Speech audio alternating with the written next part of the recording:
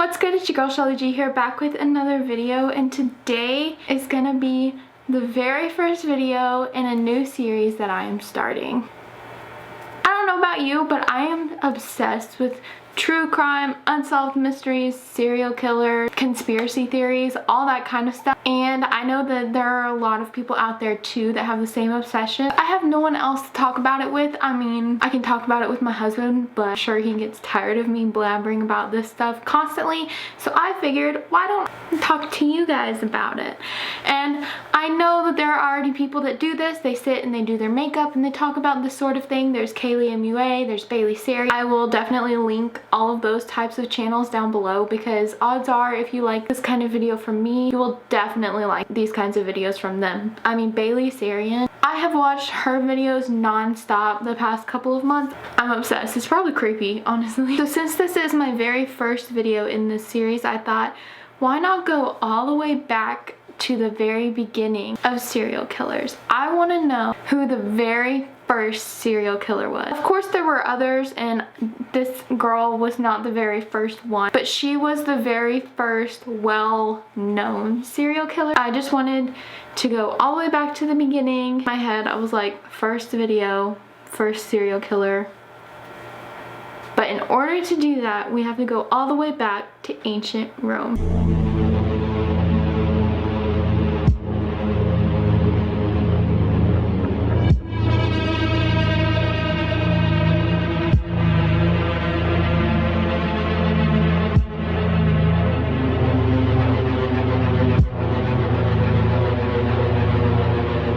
Let's just hang out, grab a snack, whatever. You can watch this while you're getting ready. We can just have a little chit chat, hang out session. Let's get started. Today we will be talking about Locusta of Gaul, the imperial poisoner of ancient Rome. She was born in the Alps of what we would call France now, but then I think it was just Gaul.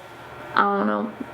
All the countries and everything has changed since then. So there's not much about how she grew up, really. The only thing that it really said about her before she moved to Rome was that she knew herbs. There isn't much. This is so long ago. So this is my first time, so just take it easy on me. I don't know what I'm doing. Be gentle. People say that she was either born at the end of Augustus's reign or at the beginning of Tiberius's reign. I don't think that there's an exact date on when she was born or anything like that. Where she grew up, her family kind of had knowledge of herbs and different things, and that's kind of what she studied. The kinds of herbs that she messed with were hemlock, belladonna, nightshade, arsenic, quinine, opium, strychnine, and cyanide. So let's just say that she was an expert with all of this stuff pretty much. I mean, like, what else did she have to do?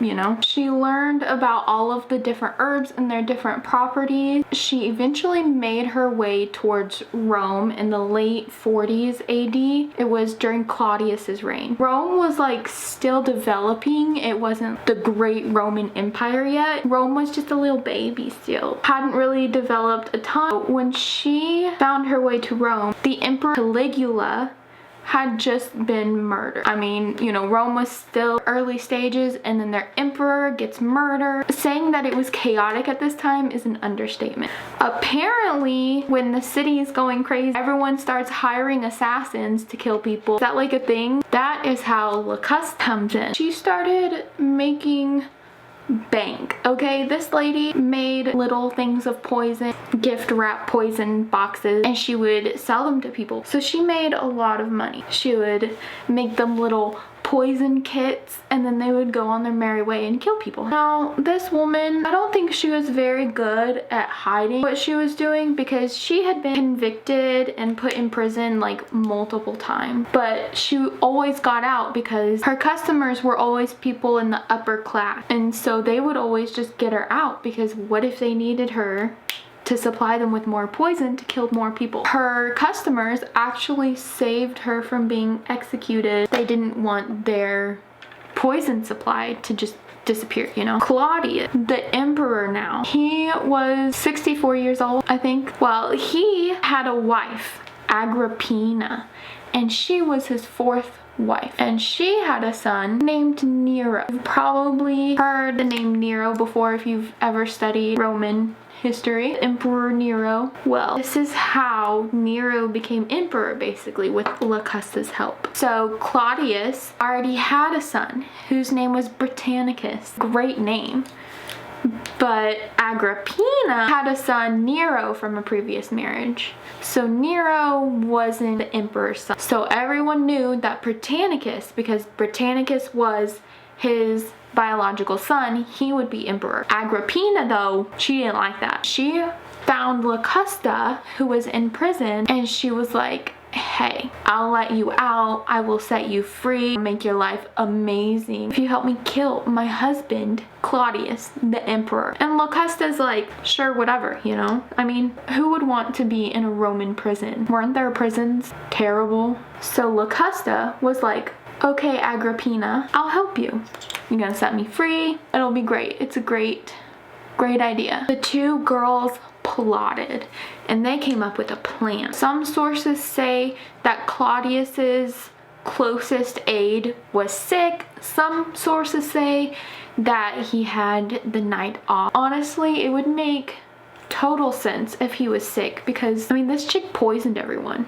So it would make total sense to me if he was sick. So they had this one night that he wasn't there. The most trusted aide, his best guard, whatever you want to call him. So he's not there. This is when the girls decide to attempt to kill him. They had paid his taster and got the taster in on it. I'm not sure if he was hired and he was in on it, and I'm not sure if the girls just did it by themselves, but I do know that mushrooms was this guy's favorite food. I know, I hate mushrooms. So Locusta was like, okay then, if that's his favorite food, let's put the poison all over the mushroom and then he'll for sure eat it. So then Agrippina was like, I like the way you think. I guess that it would make sense if the taster was in on it because he could just like, yeah, you're good, like not even eat it and then just be like, yeah, you're all good, whatever. So Claudius starts eating his mushrooms, right? But there wasn't enough poison on the mushroom to kill him or to really hurt him. He started choking, actually, just started coughing uncontrollably. He started choking. There were a couple of sources that did say Claudius was well known to eat too much and choke on his food, and then he would call a physician to come in with a feather and stick the feather down his throat so that he could throw up, so that he could eat more. There was nothing really suspicious about this guy choking because everyone was used to him gorging himself and choking a lot. Agrippina, being the sneaky girl she is, she also put poison on the feather. So some places say that Agrippina herself stuck the feather down his throat and tried to keep him from choking. Like, yeah, right. But then some of them said that the physician came in and he did the feather, but Agrippina somehow poisoned the feather, or Locusta somehow poisoned the feather because they knew that that would happen. But regardless of who did it, it still happened. That is the dose that killed him. Some people believe that Locusta used belladonna on the mushroom and then she put strychnine on the feather. Strychnine. Like, that just sounds like something super lethal and something I don't want to eat. So remember when Agrippina promised Locusta that if she helped her kill Claudius, that she would let her go free.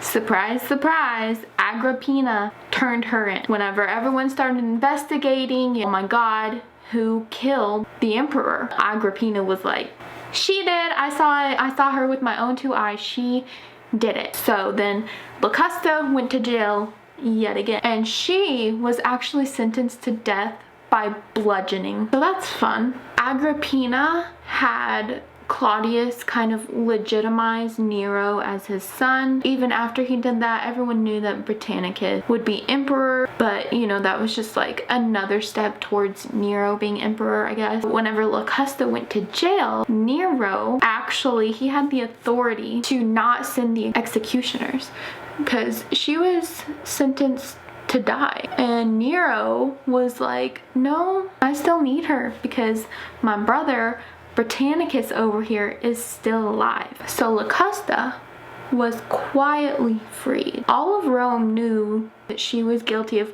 killing Claudius, okay? So whenever they freed her, they had to keep it quiet, because if they didn't keep it quiet, all the people would be like, what's going on? So she just kind of quietly got freed, and she had orders to create another poison. So Nero offered her a ton of money. He offered her land, and he also offered her immunity for any future crime. That's insane to me, how he was like, I'll give you immunity if you kill this person. But remember that Agrippina, his mother, had also offered to let her go free, and then she just kind of turned on her. So personally, I have trust issues, and it's because of people like Aquafina.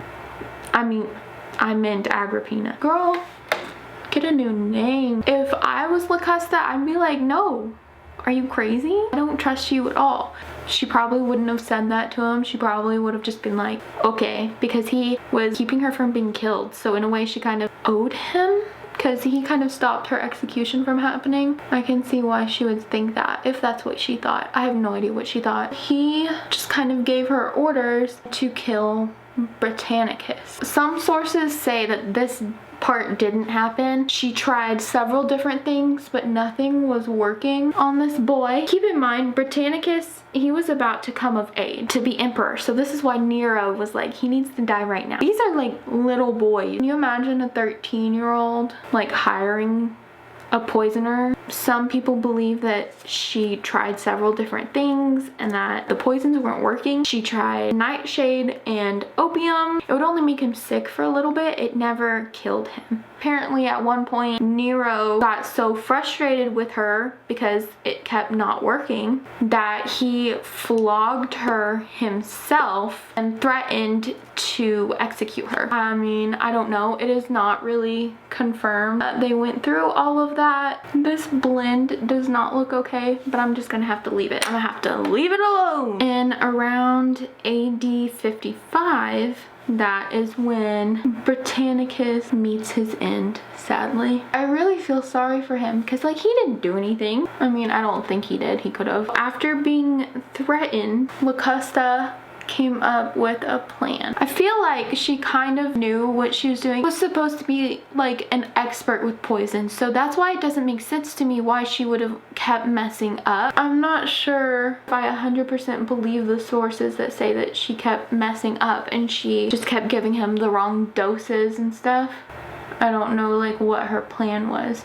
Maybe she was afraid that he would do what his mother did, because his mother just used her to kill Claudius, and then as soon as she did, she turned her in. So maybe she figured that that would happen again, so she would make it to where he wasn't dying, he was just getting sick. In the year AD 55, the Romans drank their wine hot. They don't drink wine like we would drink wine now. They had it heated up, had different spices in it, and so Locusta came up with this great idea. She was like, I'm going to make Britannicus's wine really hot, like hotter than usual, so that he would ask for it to be cooled down with water. So what they would do is they would serve the wine really hot, they would have pitchers of water, and everyone would cool the wine to whatever temperature they liked it at. I'm weak whenever it comes to drinking hot things. If I was in Britannicus's shoes, then I would have definitely died, because I am a wimp whenever it comes to hot drinks. They knew that the taster would taste the wine before they gave it to Britannicus. So, you know what? They're serving everyone drinks, they're serving everyone food. Nero actually invited Britannicus to a family dinner. He was like, hey, you know, come over, we're gonna have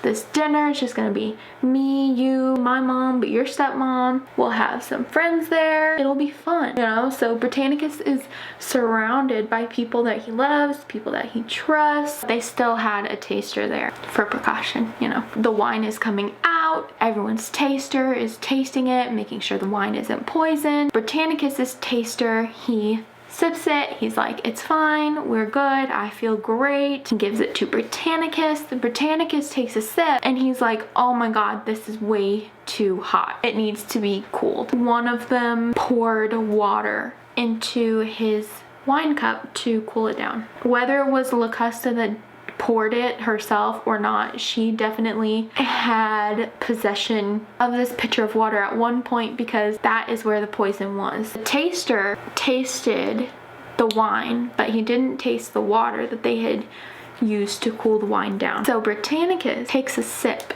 of the cooled wine, make sure it's a good temperature, and then he started kind of convulsing and choking, and he went into like a seizure type thing. Nero actually told everyone to calm down. He was like, he's fine. My bro over here, he just has epilepsy. You know, he's having one of his episodes. Everyone calm down. Don't call for the physician. You know, don't call anyone in to help because, you know, he's fine. This happens all the time. He's my brother, I know. Britannicus is sitting there having a seizure. He's shaking. People weren't calming down.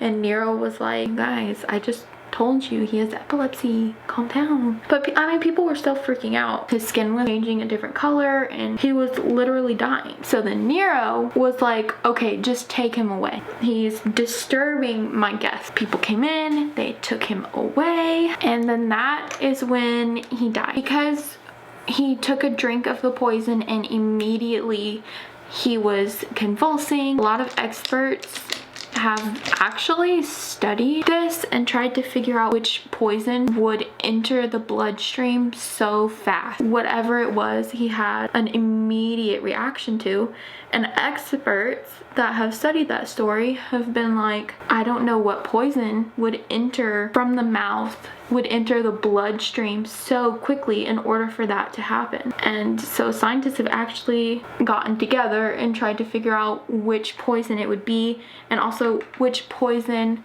would you be able to hide in water that doesn't have a smell or anything that would be strong enough to do that. So it's kind of wishy-washy on what she used. Water doesn't have a taste, water doesn't have a smell, so in order to hide poison in water, the poison has to be super low-key. But the fact that it was so strong kind of baffled scientists. I don't know if it was a special concoction that she figured out or what it was. It got him pretty good. I think maybe it was an allergic reaction. I don't know. Nowhere has said that. That's just me thinking because people can't figure it out. Nero had him buried that night. They had to bury him pretty fast because this poison changed his skin color. They put chalk on his skin, but some sources say that it rained and washed the chalk off. I'm confused. Like, if they buried him that night, why would they have to bother with that? So then did they not bury him that night? You know, it's all very he said, she said, you know. It was actually Cassius that wrote there had been a shower of rain that washed all the chalk off of his skin. Then of course people were like what happened, you know? So they pretty much got away with it because the taster had tasted the wine, but I don't think people ever put it together that there was something in the water. I'm pretty sure they could have just blamed his death on epilepsy, on if he had epilepsy or something like that. Nero actually did for Locusta what he said he was going to do. He gave her immunity for future crimes. He kind of set her free. He gave her land, gave her money. She opened a school for poisoners. Nero would actually like send her students, so she would train them at the school like how to poison people and which poisons did what. So it was literally a school for poisoning. At this school they would experiment on animals and slaves and also criminals. Nero would actually send slaves that he was done with or criminals that were sentenced to die or just rotting in jail, and Nero would send them to her so that she could test on them and use them, and that the students could test on them and learn. Yeah, it was terrible. There's no saying that that isn't terrible. Like, that is awful that they test on slaves and criminals and stuff, but back then we didn't have a ton of knowledge on that stuff. So I understand the curiosity and why they would want to experiment, because back then they weren't very advanced in that kind of thing, which Rome did become kind of advanced in that type of thing, I guess, but it might have been because of her. I think she is just a serial killer. Like, she was basically an assassin for hire technically, but I think that she's classified as a serial killer because she killed tens to hundreds of people. They don't have an exact number because she had several clients over the years, you know, before Agrippina got her out of jail. A lot of people used her to kill people. We know that she had a lot of victims. Her student have like thousands of victims. Like her students went on and basically did the same thing. She was actually named the imperial poisoner of Rome by Nero. Whenever she was teaching at this school, she also still had more clients. So she was able to charge a lot because what she did worked. She was the first state-funded female contract killer. So that's kind of interesting. She actually was successful and she operated for 14 years. She was killing people. I mean, she was thriving for 14 years. She had her school, she had her students, you know, life was going great for her. Nero, the great guy that he was, while he was in rule, he made public appearances as an actor, a poet, a musician, but he never acted like the emperor. Like, he never acted in the proper way that he should. He was always being crazy, and he never really acted like he cared about the people. He raised taxes. People don't like when you raise taxes, obviously. And he had a public affair with a slave girl. Her name was Claudia Acti, I believe, and he had his own mother killed, and it was kind of like a Rasputin situation. Like, this woman was a cockroach. Like, she would not die. So it took several attempts and she finally did die, but it took him quite a few tries. But we could do a whole nother video on Nero if we wanted, just because he did a lot. He had a sham marriage to a male servant who was kind of like a joke. Like, he did not care. But this male servant was named Pythagoras. Not like the Pythagorean theorem Pythagoras, but the servant who married Nero, Pythagoras. But yeah, this guy just did not care. He did whatever he wanted. The Great Fire of Rome, which burned for well over a week. Everyone believed that Nero was the one that started it because this guy just did not care about Rome and about the people. And then there's even a little legend that Nero played the fiddle while Rome was burning. Like, he just did not care. Then after the fire, people were blaming him for it, were turning against him. But he did raise taxes again to rebuild, but he actually blamed Christians for the fire, and he had them brutally executed and murdered. He started like just a whole thing against the Christians at the time. Whenever he kept raising taxes, it actually devalued the Roman currency. The whole city was just going through it during his reign, and people didn't like him, so obviously they would like speak out against him. He made a rule that anyone who spoke out against him had to commit suicide right in front of him. Yeah, like, that's crazy. There's a rumor that he kicked a pregnant mistress of his to death. And then finally in 68 AD, the Roman Senate declares Nero a political enemy. Like, he basically ruined the entire city. So the people were just going through it during his reign. They were going to kill him, basically. So Nero went on the run. And where did he run to? You guessed it, his good friend Locusta. So he shows up at Locusta's place and he's like, yo, they're trying to kill me. If they catch me, can you give me some poison so that I can just die rather than them doing something brutal to me, basically, or torturing me? He was scared of, you know, being caught and tortured. Whenever he was on the run, he did have the poison with him in a little gold box. Like, it was cute. She made him like a little cute poison box, like a travel size poison that he could use. And so he kept running. He ended up losing the poison before he had a chance to use it. Whenever the Roman soldiers were about to catch him, he was like, I don't have my poison. If they get me alive, they're just gonna torture me. And so he actually took his own dagger and killed himself. Locusta tried to lay low after that. So because Nero was the emperor, he was able to protect her from anyone that was upset with her, because she had been killing so many people. She had land, she had the school, but as soon as he died, people turned against her because everyone knew what she did and what she was doing, and she was hiding. She was able to hide for about a year, give or take. Whenever they caught her, she was sentenced to death. So no one really knows exactly how she died, how they killed her. There are legends going around that there was a specially trained giraffe and that the giraffe did things to her until she died, but there is absolutely no proof of that whatsoever. Most likely she would march through the city like a Cersei Lannister situation. Shame, shame, shame, all of that kind of stuff. The only clue as to how she died comes from Cassius Dio, and he wrote, "In the case, however, of Helios Narcissus Petrovius, Locusta the sorceress, and others of the scum